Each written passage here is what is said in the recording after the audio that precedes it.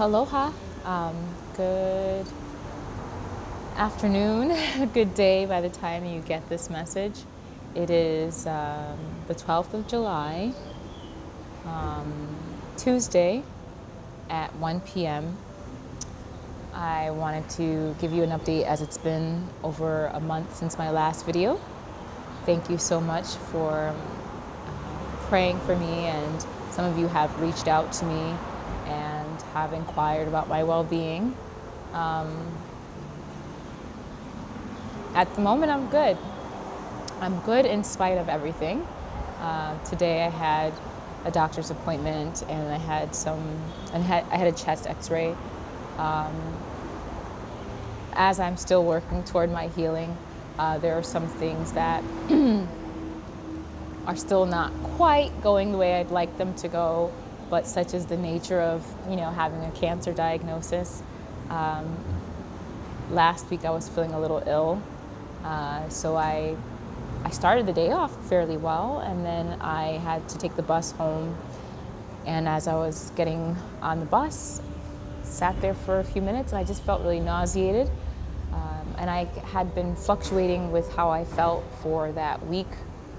So I had asked my wonderful housemates, the nice ones, if they could help me do some meal prep, just to kind of like cut down my time spent and energy focusing on food. Like, I have food, but I don't want to peel potatoes or cut things up when all I have to do is just take those already cut up items, already peeled items, and just add them to something bigger and spend my time and energy somewhere else. Because, during the day I get exhausted doing simple tasks. So they were kind enough to help me out with that. And even as I had dropped off the materials, the food, and even the utensils that they would use to prepare it, I was just like, you know what, I don't feel great, let me go lay down. So I went to lay down on my floor, and my clothes were dirty from being out, so that's why I didn't head to the bed initially. So I'm relaxing on the floor, and I look at my phone and I see this text message. And the text message is from one of the daughters of a former friend from the cancer center. And some of you know about that friend. We were close for a short time when I was a patient at the cancer center that she was also a patient at, and her name is Bianca. And so some of you may have heard me talk about Bianca in the past. And Bianca, for those of you who don't know who she was a 39-year-old, same age range as myself, and she had a similar cancer at stage 4 when I met her in 2020, around, I don't know, November or December. She had has 3 children, and had been widowed. I guess that's the right word. She is a widow. She was a widow. And her daughter texted me to let me know that same day that I was feeling really sick, that her mom had passed away. And when you're going through something and you hear about other people's trials and tribulations, sometimes it does take the focus off of what you're going through. And for that moment, and then several hours afterward, I was more concerned about her daughter's processing of her mom's death that took place on July 4th. And I wasn't surprised, but I was saddened,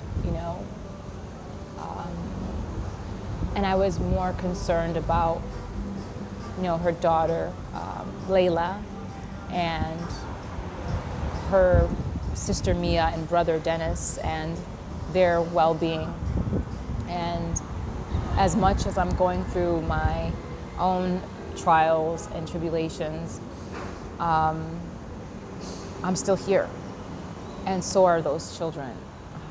They're teenagers and they just lost their mom. And I guess this video is less about my health, which has physically felt like it's deteriorating, and I've been going back and forth to the doctors, but I do know that Jesus is a great physician and God is a healer, and even if my body is falling apart, my mind and my spirit are being strengthened by this process. And so I would like to take this time to let you know that Bianca's family, Layla, Mia, and Dennis are in need at this time. And, you know, I don't have any children, I don't have a spouse, and that's made this journey both, you know, challenging, but also it's made me a little bit more okay with the outcome, whether I live another 6 months or another 6 years or more. I can better process my body falling apart, I think, and be okay with that than if I had to be responsible for others in my care. So with this video, I'm posting a GoFundMe link so that you can go and read about Bianca's story and her children's story as well. And as they grieve their mother, but also celebrate her life, maybe you could take time out of your day to pray for them, contribute to their page as you feel led to do so. And I think that would just be absolutely incredible and a blessing.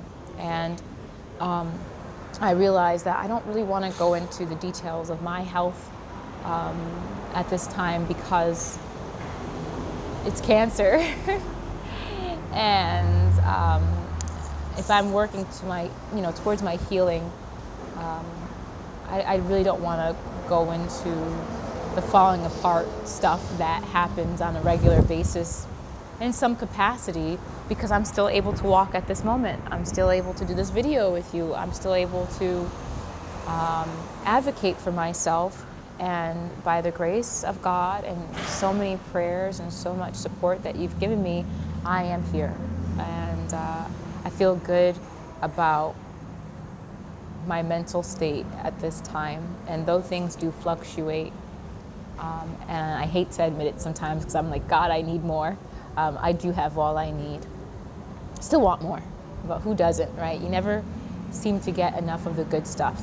There's always that desire for more of the good. And I think that's kind of there for a reason, like this world was not meant to be the way that it is, but we live in a fallen world, and I thank God that this is not my home. But for those of us who are still here, right? We're still here. Let's be God's heart, hands, and feet, and not just talk about the good we want to do, but continue to do good and not become weary in well-doing. And I have to remind myself this, like, on the regular. Don't be weary in well-doing, Sarah.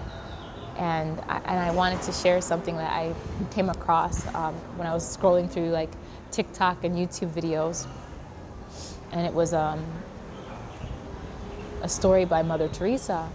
And she was saying how someone from her community, one of the ministers or priests had said to her, hey, take these 2 bowls of rice and give these 2 bowls to one of the neighbors who was in need, or somebody in the community who was in need.